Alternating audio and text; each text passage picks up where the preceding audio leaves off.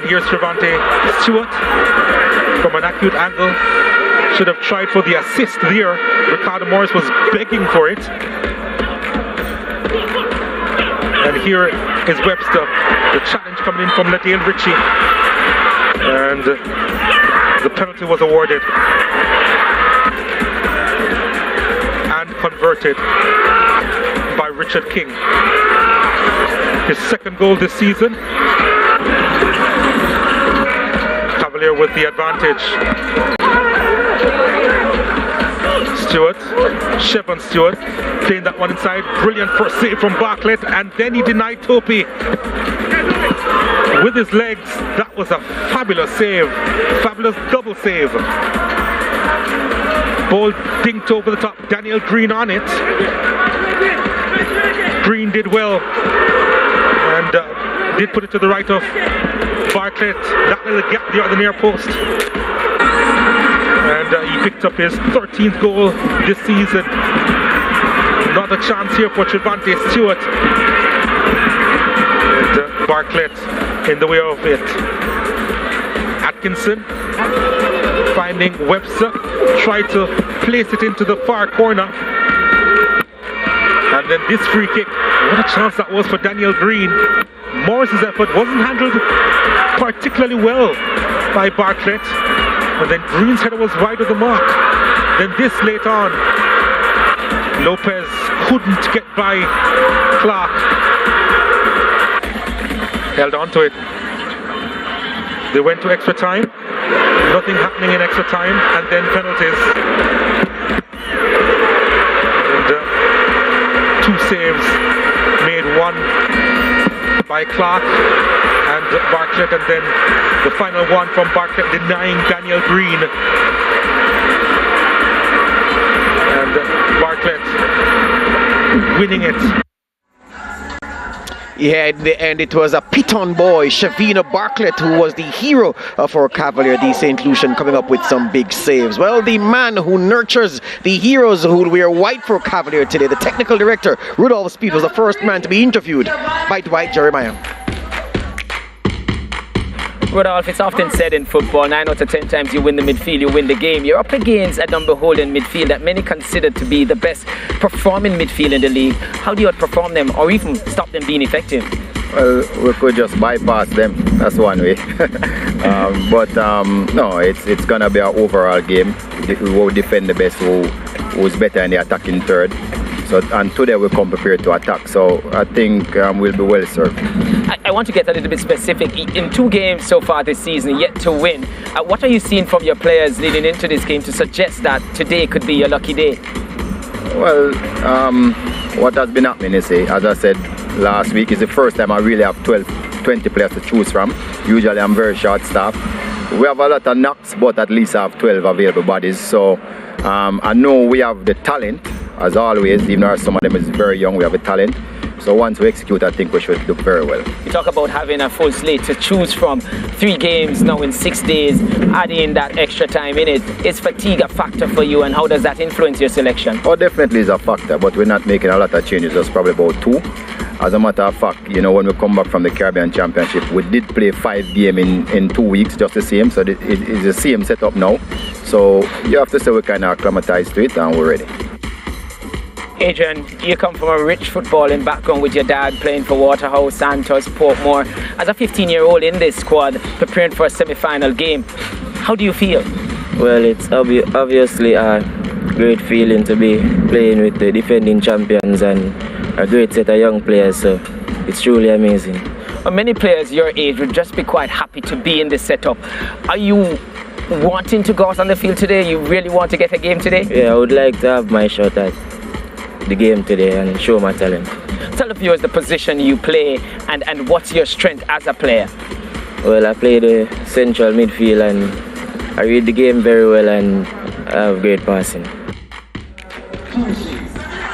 The Cavalier player to watch, Dwight, the speedy Dwayne Atkinson.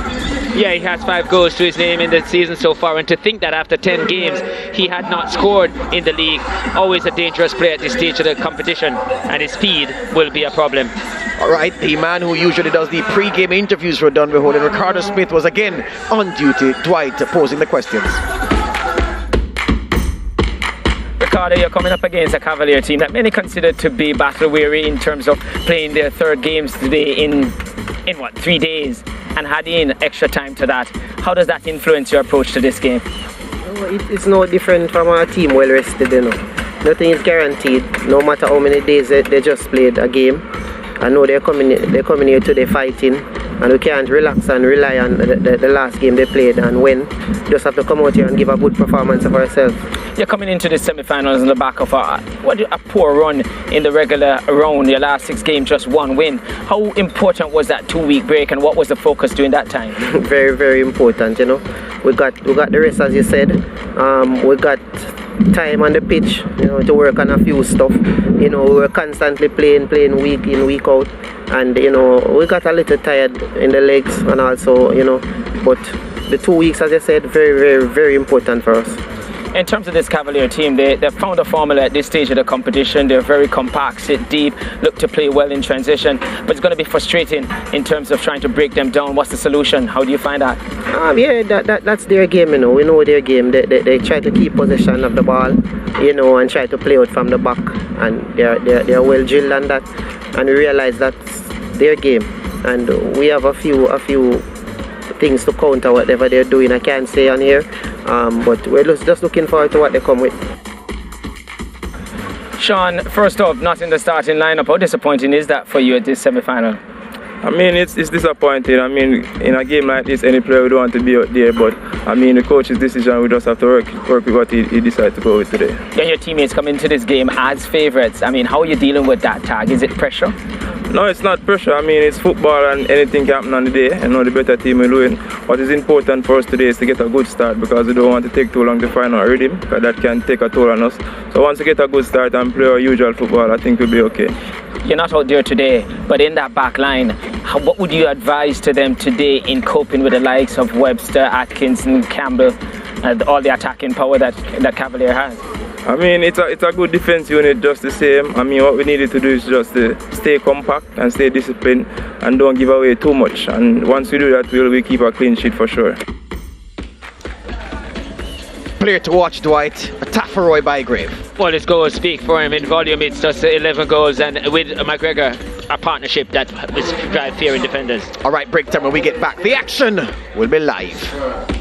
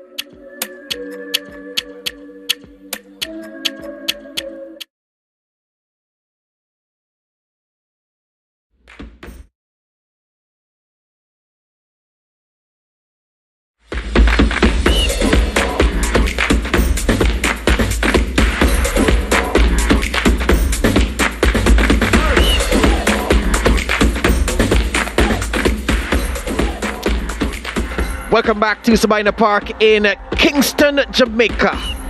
The assignment, Cavalier and Dunbeholden in semi-final 1, first leg of the Jamaica Premier League, powered by Digicel. My name is George Davis, working alongside Dwight Jeremiah. There are the boys of Cavalier wearing the crown of defending champions, and they've not been effervescent at any time during this season. They have been efficient, and what is to be said about them, Dwight, is that since their return from the Dominican Republic and their participation in the CONCACAF Club Championship, they have looked a better team, and they will believe that semi-final day means that they can show their credentials all over again. They mean business, Cavalier. I think they do, and they've found the formula at this stage of the tournament. I take you back to last season when they went on successfully to win the title. They went 461 minutes without conceding. They always seem to try and be very organised and very difficult to break down. We're seeing signs of that at this stage of the tournament. It's going to be a long day for Dunbeholden, but then they're the best team equipped, you feel, to break this team down. Absolutely so. Dunbeholden are potential history makers. They're at Tafaroy Bygrave. They're striking spearhead. No organic St. Catherine team has ever won the top flight competition in Jamaica where football is concerned. Yeah, Hazard United, Portmore United, they did that, but that's a Clarendon team that claimed Portmore later. Hazard won 2 titles in Clarendon before coming over to St. Catherine in 2001, then changed their name to Portmore United in 2003, and they won titles there, but no team that was founded in St. Catherine have ever won a Premier League title. Ralton Nemhard will be in charge, Richard Washington, Jermaine Singh on the flanks, and Lukita Nicholson will be the 4th official. Right? What is also interesting to tell the viewers is that on the point of St. Catherine teams and the history that Dunbeholden can make is this: only 2 St. Catherine teams have played for the Premier League final. We can tell the viewers. Cavalier edged out Thunderbolts in 1980-81 when Cavalier won their first title, and then of course in 89-90 Reno beat Black Lions. So Dunbeholden on the cusp of history. Cavalier, Vina Bartlett, the St. Lucian, Giovanni Leng, Richard King, Nick O'Shea Murray, Ronaldo Webster, Dwayne Atkinson, Kenroy Campbell, Gadale Irving, Kyle Ming, Kimani Gibbons, and Melvin Doxley. Another St. Lucian in the starting 11 for our Law Speed. Yeah, it's good business for them to have brought in these foreigners into the team, and Bartlett in the playoffs was very, very good for them. But take a look at Webster, Atkinson and Campbell. They're going to try and worry this Dunbeholden team. Here's Dunbeholden, a team that their rise has been meteoric. Damien Hyatt, 36 years old. He's the oldest man playing in this game for either team. Shaquille Dyer, Dane Samuels, Saniki Burton, Cleon Pusey, Fabian Blabber McCarthy, Demaria Phillips, Nicoy Christian, Atafaroy Bygrave, Peter McGregor, and Shaquem Powell for the veteran Harold Thomas. Yeah, this team, beautiful on the eye, easy to watch, very slick in the middle of the park. Bygrave and McGregor, 18 goals between them, and if you add Phillips in there, that's another 5 goals. They're a slick team, and they play well between the lines. There's Nicoy Christian, arguably the best midfielder on show in the Premier League this season, and there wouldn't be many people arguing against, I can assure you of that. But the assignment against Cavalier is clear. Dunbeholden must click into gear early and treat us to the slick football that they've displayed all season. Cavalier can be chameleon-like.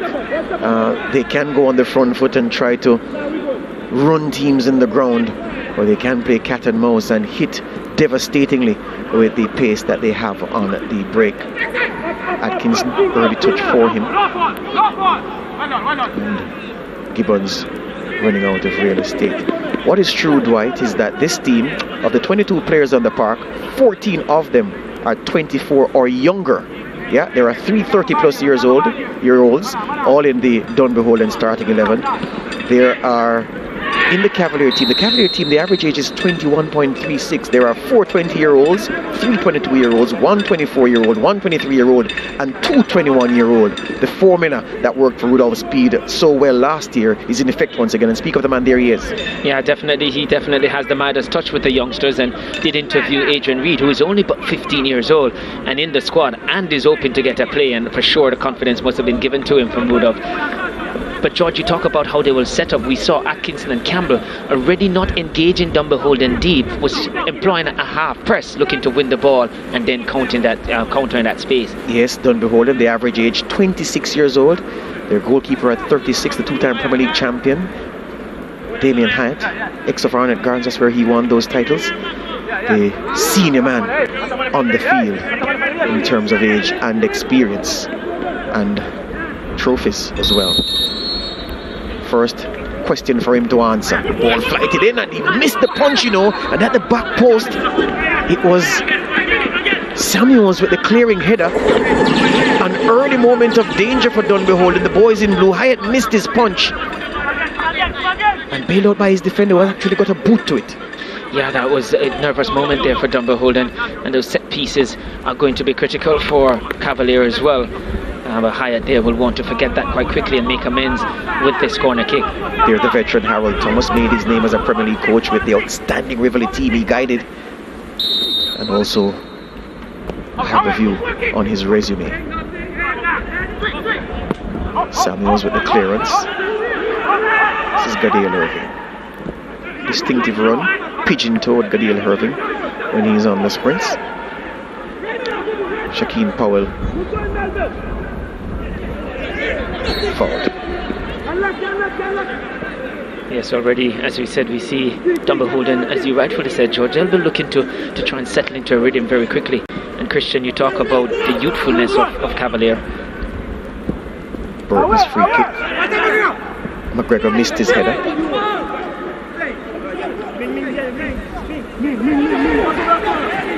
Does well to keep it in despite the presence of Gadiel Irving. And he wins a throw. Very good play from Peter McGregor. Yeah, has done well since coming back from Sweden and trying to perform in a way to attract suitors overseas again. Samuels is crosses blocked. Atkinson closing him down. There's Peter McGregor. He's 21 years old, folks.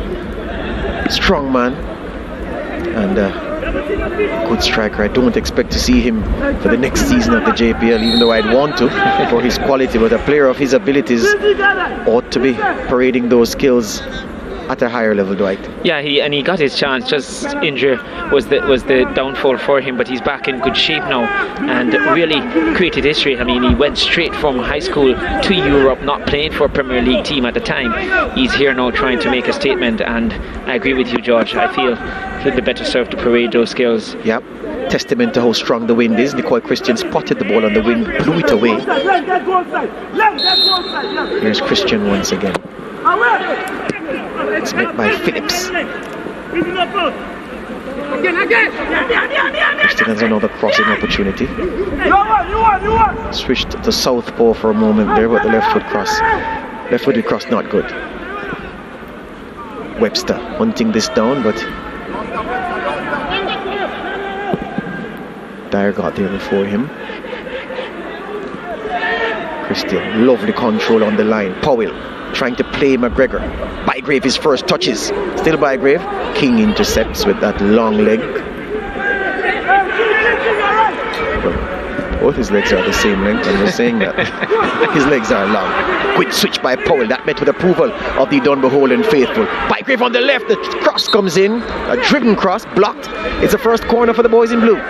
Yeah, and if there's ever a team, like I said earlier in the opening comments, that are well designed to really pick this Cavalier team apart in their low block, is this Dunbeholden team. They'll find those half spaces, and just that moment, just at the last minute there, Bygrave just peeled away from the defender and got an extra yard of space there to execute the shot. Maybe we're seeing something, but because the two times Bygrave has touched the ball so far, Richard King has gone to him and he blocked it for that corner just now. Maybe he has responsibilities. Yeah, poor from Phillips, and it's returned through the crowd by McCarthy, trying to get a nick for another corner, and it's gone behind. There's Fabian McCarthy, Premier League champion with Mobay United. We've told you that throughout the course of the season. The Costa Cup winner with St. James High, made his name as a centre half in this competition, and then he went to the UWI, and like Paul on that road to Damascus, Dwight was converted. Yeah, he went as Paul, he left as Saul. McCarthy from Mobay United as a dominant centre half to the UWI as the best midfielder in the Premier League. And there have been moments this season, there have been more than enough moments this season when he's looked that guy once again.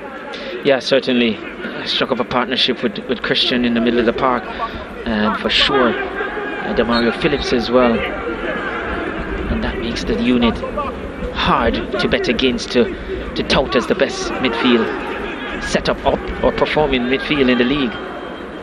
Here's Doxley, the St. Lucian, his first touch wide to Webster.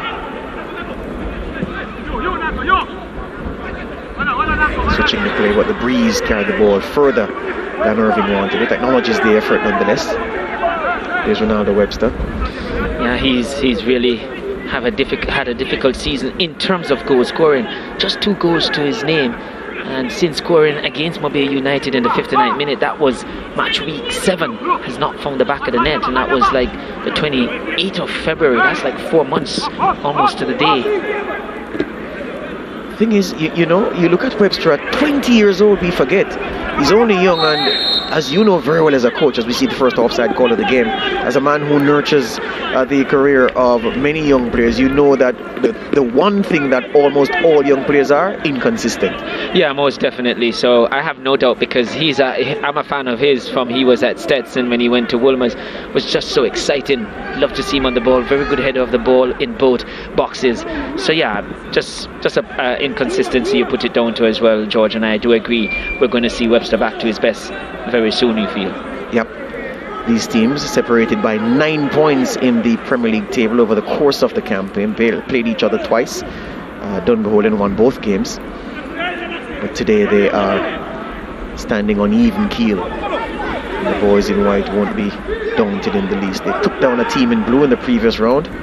Mount Pleasant. Here's Bygrave bursting down the right. Can he fashion across? It's blocked by Ming, who's upset with the quality of the defending from his teammates, and he lets Giovanni Leng know that you didn't meet the standard just now, teammate. Come on, you need to lift that standard, as he now moves to organize the defense. There's Leng answering back.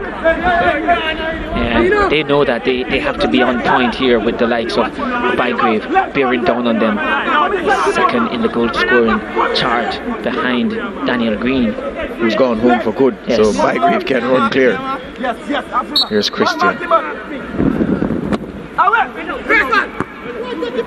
Met by Ming. Ming came off at half-time, almost on the stroke of half-time in the second leg against Mount Pleasant. I thought he was injured and would be missing from this game, but these young players, their powers of recovery are miraculous at times.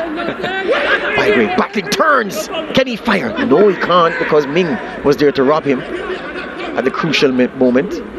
Yeah, I think King has to give Min some credit there. Bailed him out, because Bygrave just peeled off him, was able to turn and look to pull a shot off, but Ming was just right up into his face very quickly. Doxley goes long with the breeze, carrying this far, and farther than Kenroy Campbell could sprint. So into the 10th minute, Cavalier from Casafa. Dwight in 48 seasons of the Premier League in Jamaica, under various guises, but still the Premier League. Casafa teams have won 30 times. Rural area teams have won the other 18 times. And you wouldn't be surprised to know that between 86-87 when Seba won and 97-98 when Waterhouse won, that 10-year gap between those two moments, rural area teams won 10 times. So that was their purple patch. I was searching for that purple patch again, myself being from there. Yep. Adada got there 2 in that period. Vile Kickers got there 2 in that period. Seba got 2 there, and Reno got 3, as we see Webster on his bike. Gets away from the challenge. He needs to look up. Webster, can he find the pass? Tracking back was McCarthy and kept in, but there's an injury, and Veralton Nemhard goes to see about Ronaldo Webster. Yeah, I think just because he got clipped there, and the referee played the advantage, just a delay in getting the ball across, because he was feeling the effects, just allowed McCarthy to recover and just get that block in place. Clipped by Pusey, and for a moment Pusey was looking around wondering if the referee would penalise him, but good recovery run from McCarthy, tracking the play. As we look at the veteran Harold Thomas once again. No coincidence that when he was off the island, Dwight, Dunbeholden had the bad patch you referenced in that pre-match interview with his assistant Ricardo Smith. Yeah, I did ask him to in one of those games. I was on call and I interviewed. I asked him if it was because Harold wasn't here, and they said they'll have one game without him being here. But yeah, for sure, I think no coincidence that it coincided with that. Harold Thomas, a really good tactician. You spoke about his exploits before here at Dunbeholden, being at Harbourview. But certainly, Riverly had said, yes, sir. He really did his thing. Colin Anderson going through his paces, just in case. Webster It's a Horde Comba. And it's not a bad replacement to get out there, Callinan. This is 7 goals, leading goal scorer for Cavalier. And I think Rudolph's Speed just keeping him to get on later. He would prefer tired legs and for him to run at them. There's no doubt Webster will leave this game. He won't. But there's no question he will leave this game. He won't leave. And he signaled to the referee Nemhard that he's ready to re-enter. Still hobbling, but at 20 years old he'll be fine. We're at Dwight now.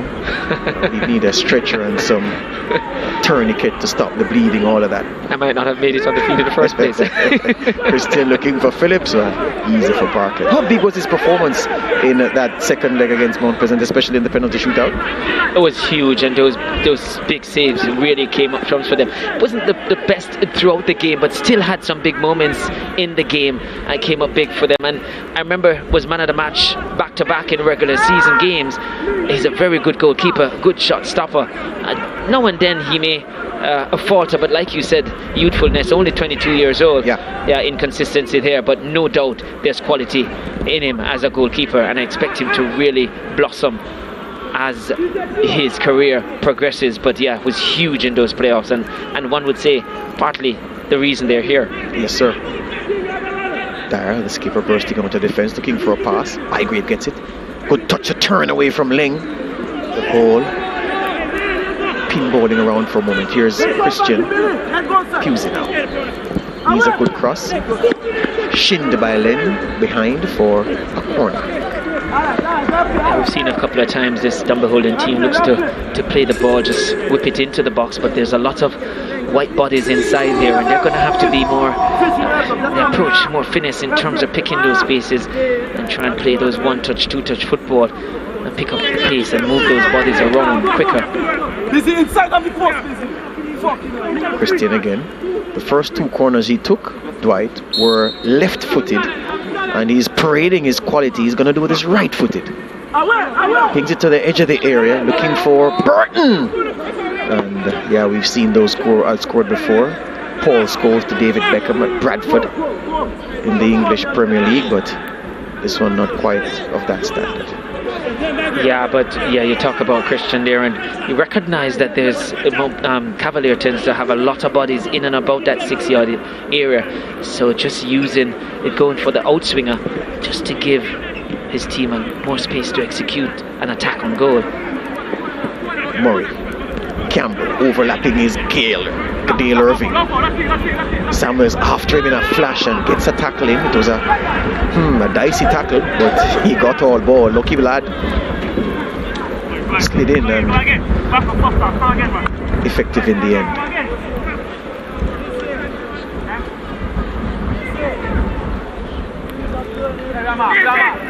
Atkinson taking forever to organize the corner. Maybe he was taking some instructions from Rudolph Speed as he was walking over. These players were taking their time getting into the box as well. Yeah. 7 Cavalier players in the box. It's a poor corner. That's a bit early by Christian. McGregor turning away from Irving. Does he have the wheels to go further away? McGregor on the sprint. Irving nipping back at him.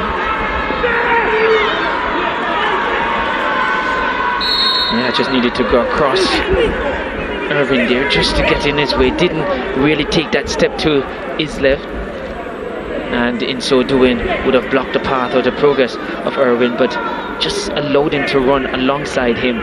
Once he did that, McGregor is always going to give Irving a chance, which he took. McGregor quick, but Irving proving that he too is quick. So in terms of the Cavalier approach, Dwight, are you approving of the start? For me, it's a bit low octane, but low octane is not a criticism because it may be what is needed to blunt the impact of Dunbeholden. Yeah, and it's quite, to me, expected, owing to the fact that this is their 3rd game in 6 days. They played extra time with that as well. It wasn't so easy for them, so I didn't expect them to come out blazing. And also, it's in keeping with their style at this stage. Like I said, last season, in going on to win it, they did go 461 minutes, not conceding a goal, and so doing. They played in a low block. They were very organised, and because they have quality, they play well in transition going forward.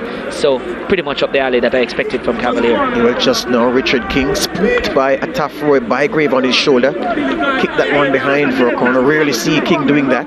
Usually he'd turn away from his attacker, but taking no chances, the young man, 20 years old, senior reggae boy already, and he can look imperious at times.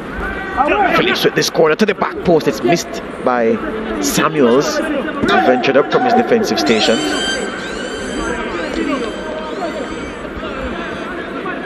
Yeah, just a little long, too long, that corner kick. But question for you, coach. So which would be better? 3 tough games in the period Cavalier have played them, or Dunbeholden putting their feet up for 2 weeks? Because guess what? There'll be one team who, if the game is played hard, or however the game is played, the lungs will start burning. It won't be Cavalier because they've been in battle. Dunbeholden have been resting. Who really has an advantage in that in that sense? I think we have to take it game by game or team by team, and for this game I think Dunbeholden were quite happy to get those 2 weeks. Where you look at their form coming into this semi-final, 6 games, just 1 win. They had a lot of injured, thin squad, and so really needed the rest. And for me, that was ideal for them. For Cavalier, Woodhouse Speed said they've acclimatized themselves to playing a lot of games in regular time. Balls in wide range again, Gibbons. Heavy touch from the Webster pass. Dyer battling away, losing it. Gibbons stripping him of the ball. Dyer battling back. They're playing their way out of defense. Dunbeholden through McCarthy. Goes long. McGregor and Leng this time battling. McGregor felt he was fouled. Referee Nemhard agreeing with him.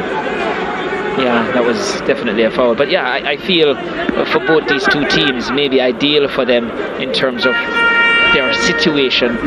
Dunbeholden having a thin squad, and Cavalier youthfulness will allow them to be able to cope with it. The amount of games in such short period of time. Ideally you want 72 hours to recover, but you can do stuff to speed up recovery. McGregor there definitely was checked. Christian is taking this free kick left-footed, so he's been switching between feet. Corner kick, it's flicked forward, it's a goal! Peter McGregor has brought the back of the net from Nicole Christian's free kick curling, and it was easy for McGregor to find the net from that position. Nobody jumped with him, and the hitman for Dunbeholden has hit first and hit hard. Dunbeholden 1, Cavalier 0. When you talk about Christian, and you spoke about it twice, George, about him using both feet, keeping the Cavalier defence guessing as to whether it's going to be an in-swinger or out-swinger. But on that occasion too, when we look at the replay when he comes up, Bartlett, who we spoke about, who was very good for them, found himself in no man's land. He came, then he realised he wasn't going to get there on the top of his 6-yard box, wasn't going to be able to effect play. Had he been on his line, I think he would have been really able to effect a save on that one. Wouldn't be easy, but I think he would be better able to prevent that one going in the back of the net. Question for you though, coach, and seeing the replay that our director Spielberg, Michael Edwards gave us, why is Kyle Ming marking Peter McGregor? Why it's not Gio Leng or Richard King, the men with the superior height? Why aren't they the ones picking up a man as deadly, as potent in the box as Peter McGregor is the question I'd ask you. And King may say he had Bygrave to deal with. We see where... So where was Leng then? Exactly. So the matchup not ideal, and in the end McGregor was always going to win with that type of duel, and it's something that the coaching staff, whether or not the instructions weren't followed, but in the end they're seeing it in the goal scoring column. Samuels bravely into that header. Ricochet Murray. No, Irving can't get around McCarthy. And the St. Catherine boys have punched first. And it's from a set piece, George. And when you have a team playing the way Cavalier is playing, set pieces were always going to be significant for Dunbeholden. As we see Speed here, not pleased with the setup, maybe, as you're rightfully say, George, not pleased with how they set up for that set play. But set play always crucial when you have a team sitting deep. And it's not necessarily a matter of height, because Carling is not a short fella, and he is a top player. We agree on that. I'm just saying that my specialists in that area from that position So King has Bygrave, fine. But Jialing or somebody has to be on Peter McGregor, and I say that because by the time McGregor's had flicked the header goalwards, King hadn't even jumped yet. Yeah, you talk about specialist position, and as a coach, you ask the question too, George, and we see some of the time. This is what happened now, Dwight. Look at this. Look at McGregor.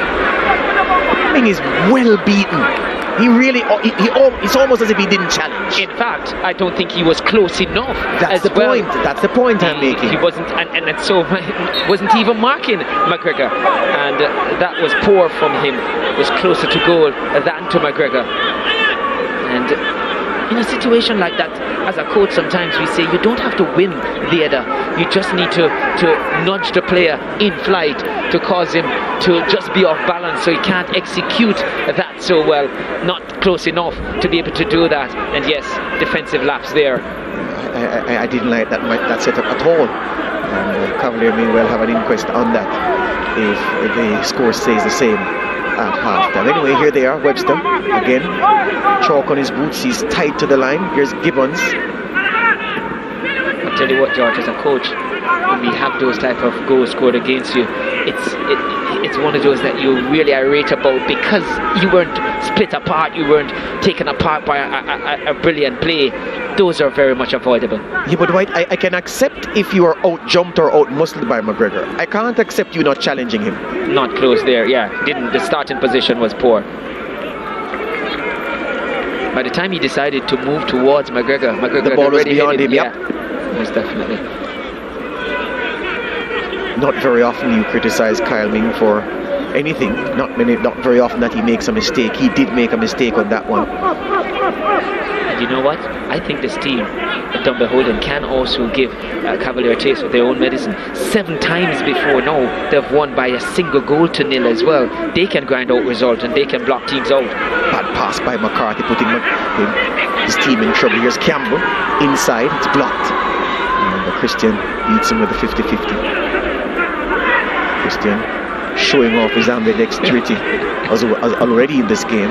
Free kicks and corners, left-footed, right-footed, keeping the defense guessing. He has an assist to his name already. He really is a crowd pleaser, Nicoy Christian. He knows people come to watch him, and he puts on a show. And why not? A lot of persons, they talk about Premier League not having players that in the days you'd watch a Walter Boyd or Theodore Whitmore or Pele Wilson. He's one of those players. Yeah, those are outstanding names. But if you watch the Premier League week in, week out like us, we know that there are players in this league who are worthy, or who are worth coming out to watch them. Cephas and Deacon, another crowd pleaser. Yep. Well, a crowd pleaser extraordinary.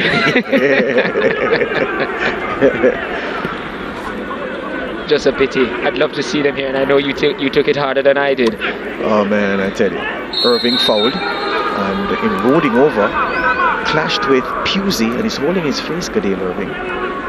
Don't know if he was struck or he collided with Samuels. He'll be fine. Christian with the first tackle, and crashing into Samuels. You talk about talent and youth in the Cavalier team, and George, when you look at a 30-year-old in Christian and performing at the top of his game, he just seemed to have more time on the ball than most other players on the park. That's always the hallmark of a special player. Always. They said the same thing about Zidane. When he got it, it's as if time stood still. He could do whatever he wanted. Yes. Christian has that about him. Yeah, he sees the game in slow motion, they say. Ball in, went behind, crept behind. It's a goal kick. So, if you are Speed, Rudolph, or any part of the technical team, do you change anything now for Cavalier, or do you keep it as it is? What do you do? It's only a goal in it, and you're not going to open up to allow this Dunbeholden team to pick you apart. So you keep it as long as it's a goal to nil. You still have a chance of getting back into the game. Could be a set piece similar to Dunbeholden going ahead. So I'd stick with it and not twist as yet. And I say yet because other condition or situation may dictate that a switching may be required. Murray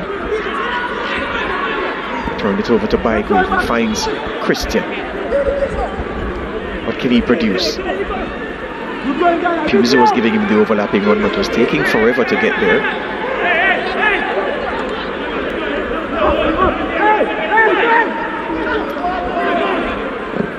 Christian flicked forward by Bygrave, but into the arms of Bartlett. Immediately he goes for the long ball, trying to get Webster running, and Webster beats Dyer to it. Needs help, Webster.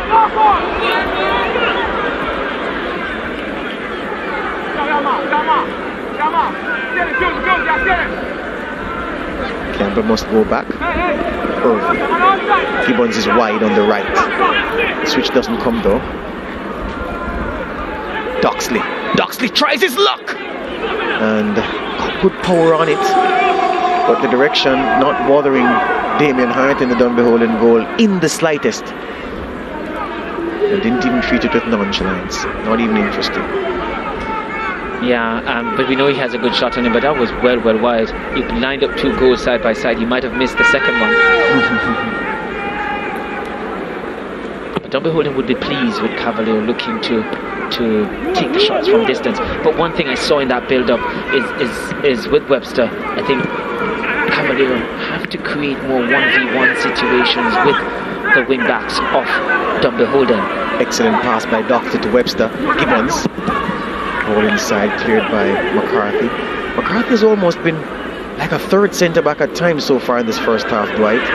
The number of clearances he's made from inside the Dunbeholden box is testament to that point. Yeah, most definitely. That's what you want from your holding midfielder. He has to play and drop into that position. Once one of the centre-half goes out to challenge an attacker, then you need to have him drop into that position and become a third centre-half. As we see the challenge there from McGregor. The proverbial striker's challenge, they say. Kyle's been feeling it. One that a sports coach would be proud of. Sir.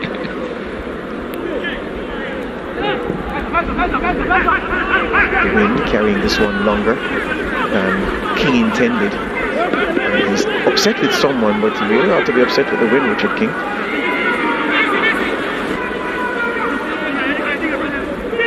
So how do you play it as Harold Thomas? Do you ask your boys to go for the jugular, or to just continue what you were doing before you got the goal? I think they continue to do what they do before they got the goal. I mean, it's always going to be difficult for them with the numbers behind the ball, and they're going to have to be patient and pull it apart. The Cavaliers not changing the way they're approaching the game, and so to go hell for leather, there's going to be a lot of turnovers. They look to just try and play ball into the box. Christian, released by Pusey, has time to pick across. Can he find the mark inside the defender? Pops it with the left foot. Bygrave off the shoulder, and a high boot from Gibbons, who kicking the groin area for his troubles. Burton perhaps berating Bygrave for taking that. He wanted it to come to him, and I thought that Burton would have been in business, because look at him, he's right behind Bygrave. He wanted that to come through to him. Yeah, maybe he didn't give Bygrave the call.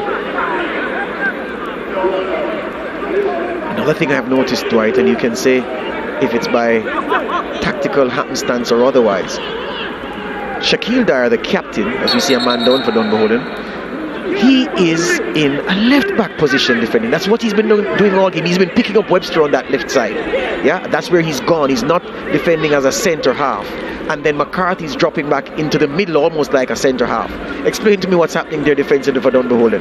I think what they realise as well, in terms of the wide plays, that Cavaliers are very good and tricky players coming down those areas. They want good defenders to square off against them, and especially in those 1v1 situations. You talk about McCarthy dropping in because they've decided to ask one of their centre backs to go wide because of the defensive exploit. Just as how you spoke about the marking, you want your expert on the marking, and that didn't occur. You definitely want your better defenders to take on those wide attacking players, and I think that caused McCarthy to drop into the middle of the park. So far to good effect, but I think Webster got the better of him in the last play. As we look at the goal once again, and McGregor, the back header, the goal was gaping because Bartlett had come outside his 6-yard box. See him there, 8 yards from goal, goal empty, unguarded And McCarthy's flicked header found it. So double challenge there. And also, George, what you do sometimes is, what I was saying that Cavalier will want to do is to create those 1v1 situations. Now, because Dunbeholden will not want to have that, then at times a centre-off will go across to create numbers up. Campbell kicked. It goes down screaming. This was belated. Yeah, Veralton them had almost as if he didn't believe him, and then said, well, alright, I'm convinced by the screen. And from our commentary point, it was clear he was whacked by O'Dane Samuels. Yeah, clear kick.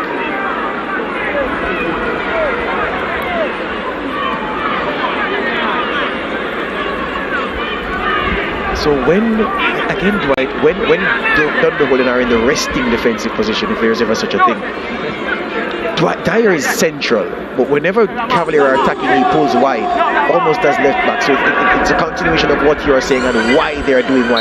Yeah, they don't want to create those 1v1 situations. Murray spears it to the back post. Meet and drink for big Damien Hyatt, who falls on a teammate who feeling the effects of that. Hyatt, a hefty man. In the country, they describe him as tall and trapped in, meaning tall and strapping. Yes. Spot on there, John, spot on. You're a countryman, it seems. There you go, a hybrid, sir. What is going to be interesting to see, continuing your point there, is whether or not Samuels comes across to the right side. What has been happening is that Cavalier, a lot of their attackers gone down at their right side, which caused Dyer to go across to the left. And we see Samuels, he did come across here. Again, I think they want to create numbers up because they understand the skillfulness of the Cavalier wide players. Yep. Irving has been battling Christian, who's not much, but Christian has done a lot of defensive work so far in this half. Other tackles he's won, as we see Pusey pushing over Irving. And now Nemhard, the referee, having a conversation with Pusey, saying perhaps that the next infringement I'm going to book you. You've been guilty of too many niggly fouls. He's the one who kicked Kenroy Campbell just now. Perhaps walking a tightrope. Here's Nick O'Shea Murray taking some instructions from Rudolph Speed as he delivers this free kick. One sense is he's going to go to the back post. Yes, he does. Again, meet and drink for Damien Hyatt. Who has not been troubled by this Cavalier team, apart from that early flush where he came out and missed the ball from that free kick. Yep. Unbothered. Yep. Shaquem Powell whistling for the foul. Went through the back of Gia Leng. Here's Leng pinging this one forward into the path of Campbell. Samuels goes across to confront him. Campbell's cross. And the height. Giving himself some work to do, perhaps trying to hand a riposte to one Dwight Jeremiah. Yes, he got some work. But we did see, we did ask the question whether or not we'd see Samuels come across to the left side, and there he has. He just did come across as well. So it's a feature of their play because they're attacking their wing backs. Stay a bit high as well. Difficult ball for Pusey to control, and he didn't control it. Samuels down for McCarthy. Gave it to Christian in a tight spot. Ooh, lovely Christian through the legs of Doxley. The crowd loved that. Christian on the sprint. Doxley getting back at him. Christian, he loves the showboat, you know. The crowd loved that. He's gonna watch it on YouTube later, the highlight reel. This is Powell battling away. Ming. Clash of knees with Nicoy Christian. Christian feeling the effects, and then Irving is fouled by Shaquem Powell. I think Daxter was trying to find some reprieve there, was trying to get back to see if he could win the ball, to say, okay, I got it back. It's very difficult to get it off, and the fans, as we saw them, they're very, very happy, excited with that. My producer has to find it, because here it is. He wins the ball here. Ooh, lovely. The spirit horse left Melvin Doxley's body. as he ran back to tackle. I was reminiscent of a certain Messi on a James Milner. Oh yes. It's like somebody told him he was coming over his shoulder. Oh yes. But definitely a crowd pleaser. Campbell, good run. The cross comes in. It's blocked by Dyer, who comes across from left to right. The skipper policing the entire defense line. Bygrave runs back deep to win possession for his team. Christian upended by Ming. And Samuel's down. Nemhard wants some time to attend to check on him. I think what Cavalier will have to do to try and counter these two centre-halves going wide is to try and play it wide just the same, but get it back into the middle with overloads in the middle, because as it stands it's McCarthy who drops into that central position. Christian is not good.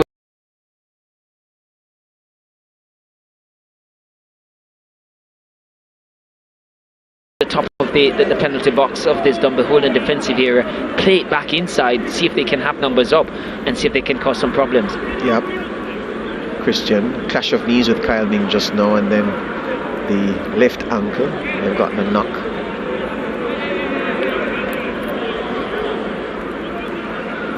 .30 years old, and I can't understand why Nicoy Christian can't get into a senior Reggae Boys team. The midfielders that we have there from foreign and local are not better than him, and only the Lord knows why this man can't get a national call. And I dare them not be 30 years old, because it's performance that we select for the football. Football is a talent sport, and for sure it's the performances. And at 30, he's outperforming players much younger than he is. Yes, it is. It pains when some second, third or fourth rate foreigner comes and gets a game, and you know that there are local players who are better than them, as we see Webster going down, hurt from the Mario Phillips challenge. Webster still down. Before they come and attack you that you are against foreigners, just to know they that can come. just that they know that you speak as well, that even local based players are getting a call ahead of him, and that's the that point. are not as good as he is. Yep.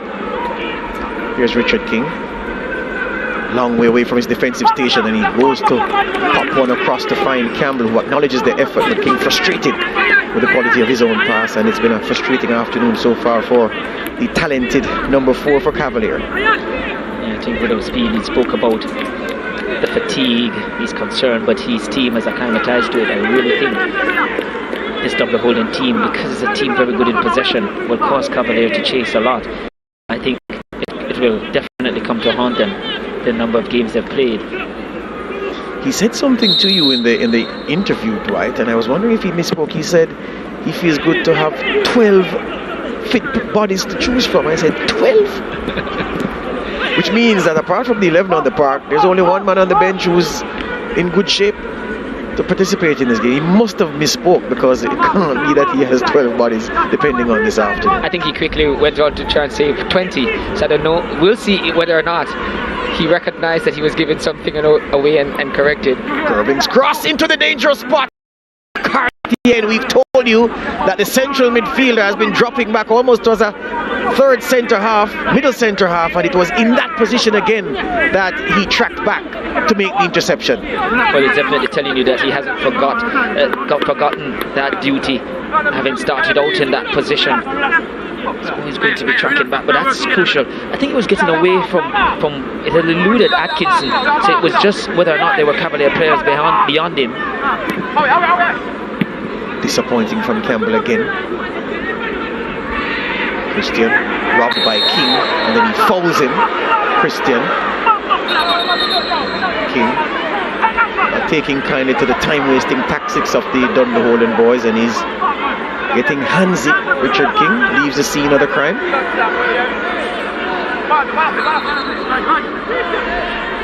Grabbed his foot, Christian did, and the King thought about stamping him for a minute. But good sense prevailed, yeah. Christian was just a little bit too casual. Yes. He will want to see this one go away, as if they were to concede from the set play, and I think Cavalier need to do better with the set play, because not getting a lot of attack from open play. Murray once again with this delivery. Can he find a man in a white shirt who can do the business?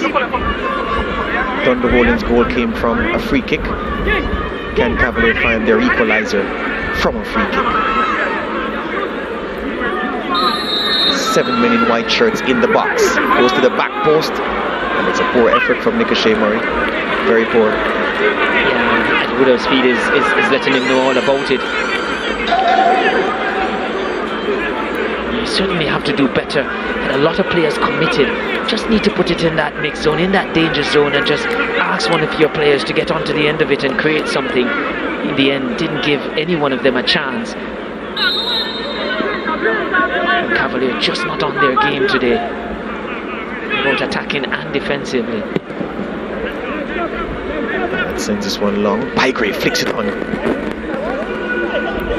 McGregor on the chase.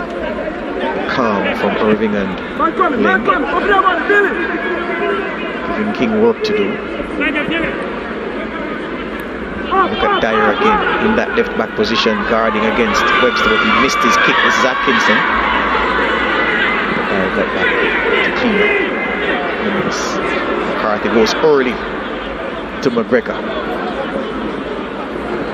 So what he was trying to do was trying to backheel it onto the onrushing Ling and win a throw. Didn't work.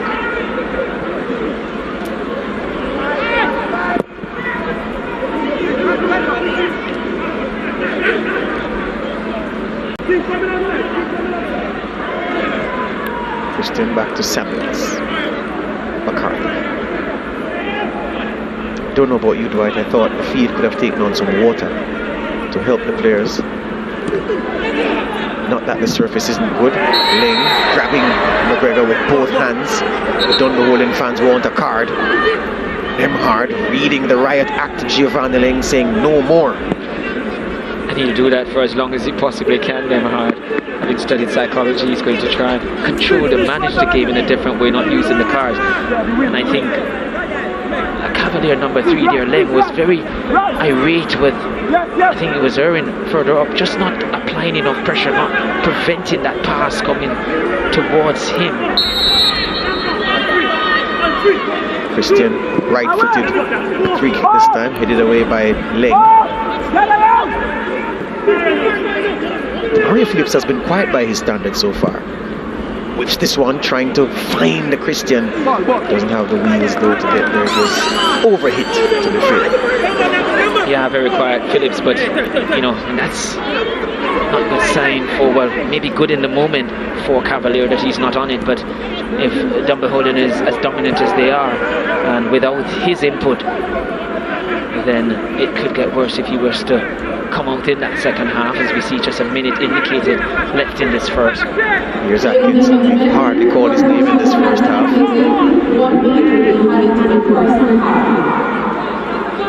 McCarthy hunting him down, and he dribbles it behind the goal line. It's a goal kick. In this situation, McCarthy was a player coming across to assist Samuels, but again just not wanting to be outnumbered Dunbeholden in those wide areas. And Atkins not pleased that his teammate got in his way. I think it was Campbell. Yes, it is. Yeah, got in his way.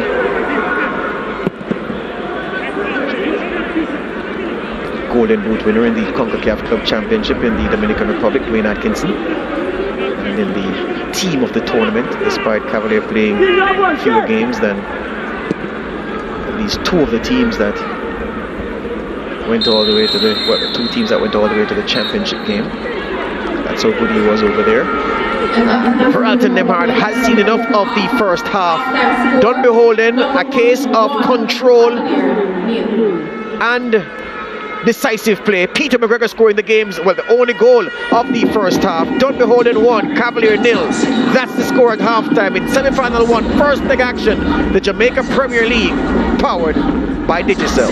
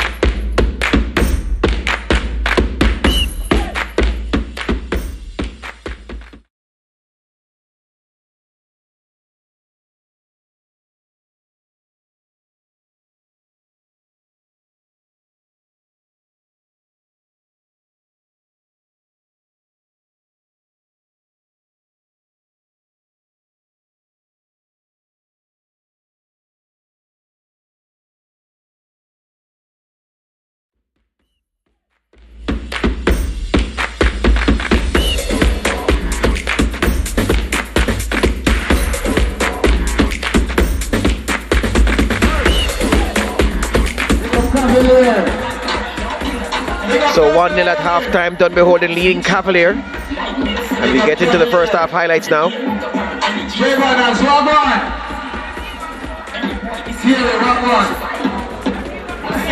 Early. Missed the punch, did Damien Hyde. And Sam Rose was there to clear with Doxley lurking at the back post. And that was the only bit of trouble for Dunbeholden over the first 45 minutes. Here's Bygrave driving at King, and King gets the block in, gives away the corner. Shaquille Powell finding Bygrave, and the danger man, the top marksman for Dunbeholden. And here is the decisive moment. Peter McGregor with the back header from Nicoy Christian's corner. Goalkeeper Bartlett out of his box, 8 yards away from his goal line, and there was nobody to prevent this from running through. All the spectators from the North Stand, they don't feel the good money for coming and watching the film.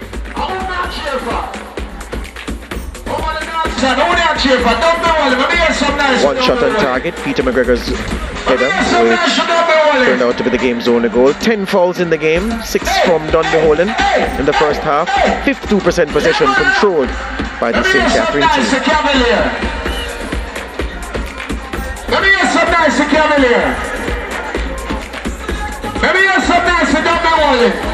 Alright, so we're at Sabina Park for the first leg semi-final between Cavalier and Dunbeholden. At half-time, it's Dunbeholden 1, Cavalier 0. I also want to big up JPL. I want to big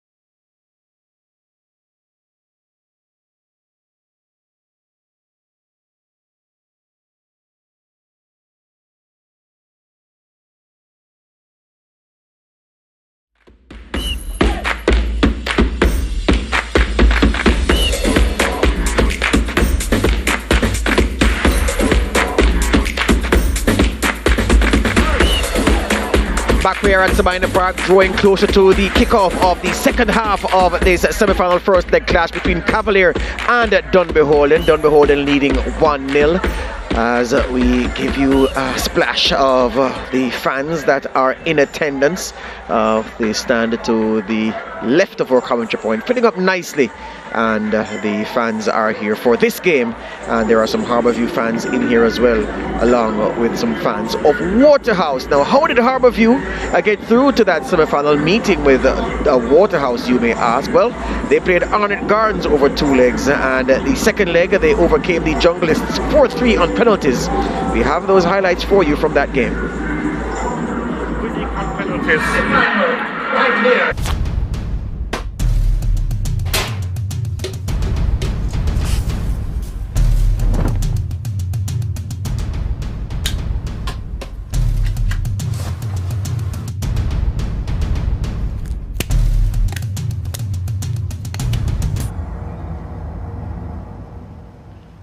The situation we have here is that these characters, and I refer to them as pests, right? What they are doing is destroying our country, but not on my watch. No street, no turf, no block shall belong to these cockroaches, right? It's no longer business as usual. Happy hour is over. If they don't fear God, at least they will fear Terminix. Have you considered how your methods can impact on pests across the country?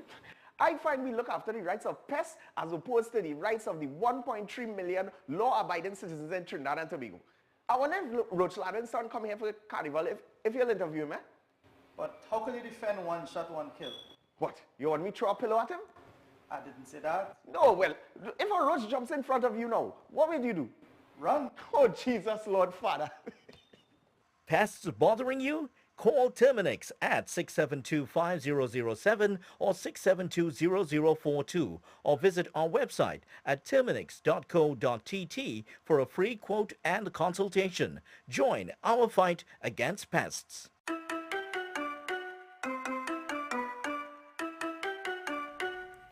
What is television? It seems like a simple question, but television means different things to different people. We in the Caribbean are very unique people. That's why we need unique television. Welcome to M&E TV, where we showcase our lives in the Caribbean. M&E TV is about us, the special way we talk, the way we walk, dance, move. M&E TV is about me. It's about you.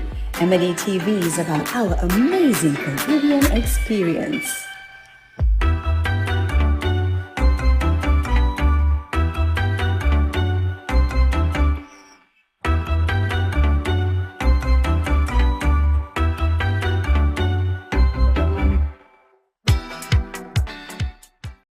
It's here at a newsstand near you. It's the Guardian Lucky Number Draw. Your daily chance to win $1,000 instantly when you purchase the Trinidad and Tobago Guardian. It's quick and easy for your chance to win. A unique number will be printed at the back of each Guardian newspaper daily. Purchase your Guardian newspaper, then join JW for the daily Guardian Lucky Number Draw, the winning number on just before the nightly news on CNC3. If the number drawn matches the unique number at the back of your Guardian newspaper, then $1,000 is yours. Just bring the winning Guardian newspaper and a picture ID to Guardian Media Limited. You have until 3 p.m. the following workday to claim your prize. It's the Guardian Lucky Number Draw. Your daily chance to win. NLCB approved.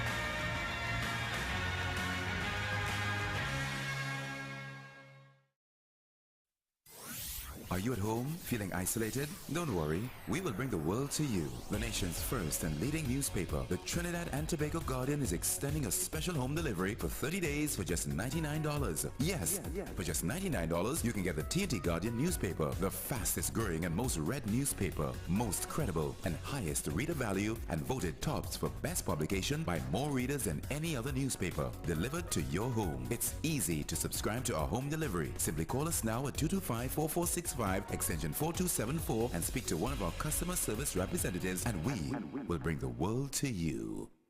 We are the fourth estate. We educate, we inform, and we hold those in authority, politicians, business leaders, and others, to account. Connecting the public to the truth drives our purpose here at CNC3. When we stand behind a desk every single night, a lot of people don't know that we're a huge part of the news process. We eat, breathe, and sleep news.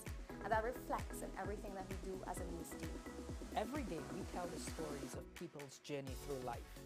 Stories of their success, stories of their sadness, stories of their grief, stories of their glory. We're the mirror in which society looks at itself.